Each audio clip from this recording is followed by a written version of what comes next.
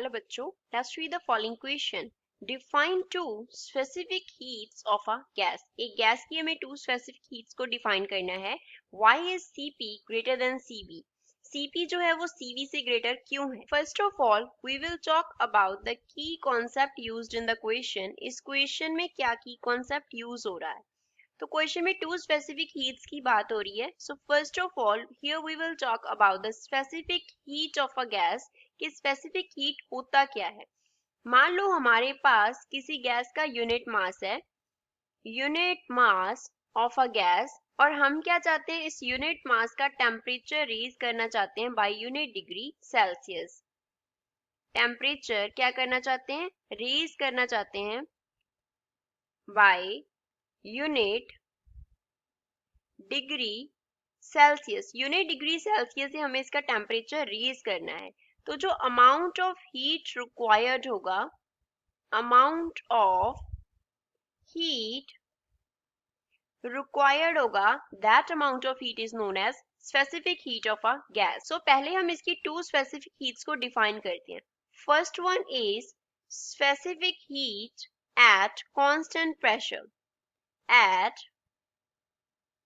Constant pressure, constant pressure पे specific heat है, that is denoted by Cp. इसको Cp से डिनोट करते हैं.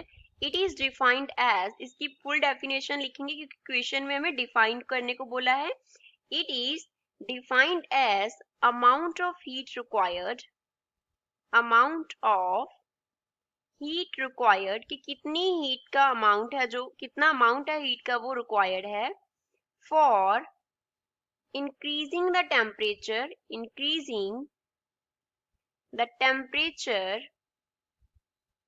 temperature increase करना है of unit mass of gas, gas के यूनिट मास का टेम्परेचर इंक्रीज करना है by unit degree Celsius. Unit degree Celsius से टेम्परेचर इंक्रीज करना है और कंडीशन क्या रहेगी, एट कांस्टेंट प्रेशर. जो प्रेशर का है वो कंडीशन है वो क्या रहेगा कि प्रेशर जो है वो कांस्टेंट रहेगा और हम हीट सप्लाई करेंगे तब हम देखेंगे कितना अमाउंट जो है वो हीट का रिक्वायर्ड था उसका टेम्परेचर 1 डिग्री से इंक्रीज करने के लिए.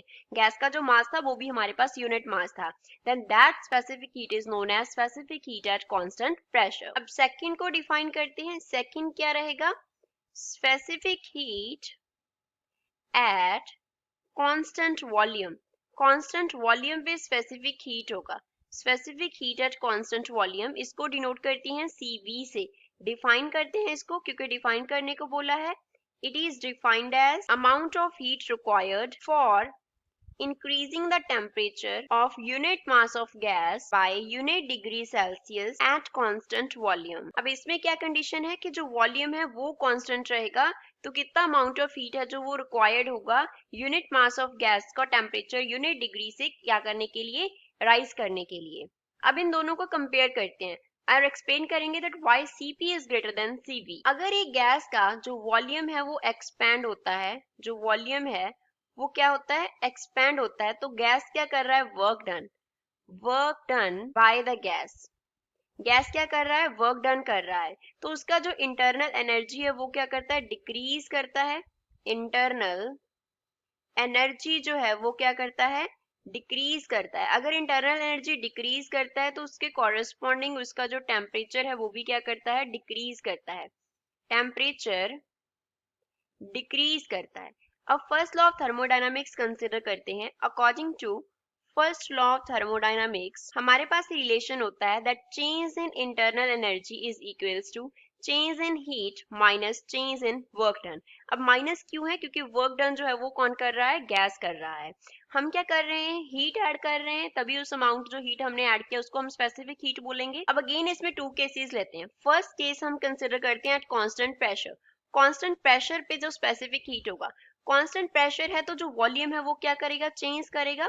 इसमें क्या करेगा, वॉल्यूम चेंज करेगा. तो अगर हम डेल्टा यू का वैल्यू देखें तो डेल्टा यू का जो वैल्यू है वो हमारे पास आएगा डेल्टा क्यू जो हमने हीट ऐड किया माइनस पी डेल्टा वी जो वॉल्यूम में चेंज अक्कर किया. Delta W is equals to P delta V. इसमें जो प्रेशर है वो क्या है, पी है.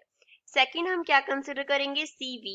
Cv कांस्टेंट वॉल्यूम है, इसमें क्या चेंज करेगा, प्रेशर चेंज करेगा. प्रेशर चेंज करेगा। अगर प्रेशर चेंज करेगा दैट मीन्स जो वॉल्यूम है वो क्या रहेगा, कांस्टेंट रहेगा, वॉल्यूम कांस्टेंट रहेगा। तो इस केस में जो इंटरनल एनर्जी होगा वो क्या होगा, delta Q minus P delta we, तो जीरो हो जाएगा। सो इस केस में डेल्टा यू जो है वो क्या आ गया, डेल्टा क्यू के इक्वल आ गया। इसको U1 कंसिडर कर लेते हैं, इसको U2 सेकंड केस में। अब दोनों में अगर हम एक ही गैस कंसिडर करें, मान लो पहले केस में भी जो हम गैस ले रहे थे वो क्या था, हाइड्रोजन गैस था, और जो दूसरे केस में ले रहे हैं वो भी हमारे पास क्या है, H2 गैस है। तो पहले केस में जितना उसका इंटरनल एनर्जी हमें चाहिए दूसरे केस में भी उतना ही चाहिए, क्योंकि हम टेम्परेचर जो है वो सेम इंक्रीज करवा रहे हैं। लेकिन फर्स्ट केस में डेल्टा U1 जो है वो डेल्टा Q से कुछ माइनस होके आ रहा है, कुछ माइनस होके आ रहा है, तो हमें फर्स्ट केस में हीट क्या देना पड़ेगा, ज्यादा देना पड़ेगा। तो Cp के केस में more heat is required, heat क्या देना पड़ेगा, ज्यादा देना पड़ेगा सेम इंटरनल एनर्जी पे लेके जाने के लिए जितनी सेकंड केस में है। तो मोर हीट क्या है, रिक्वायर्ड है। अगर ज्यादा हीट रिक्वायर्ड है तो सर्टेनली Cp जो होगा वो ग्रेटर देन होगा Cv। सो यही हमने क्या करना था, प्रूव करना था। I hope you understood well, thanks.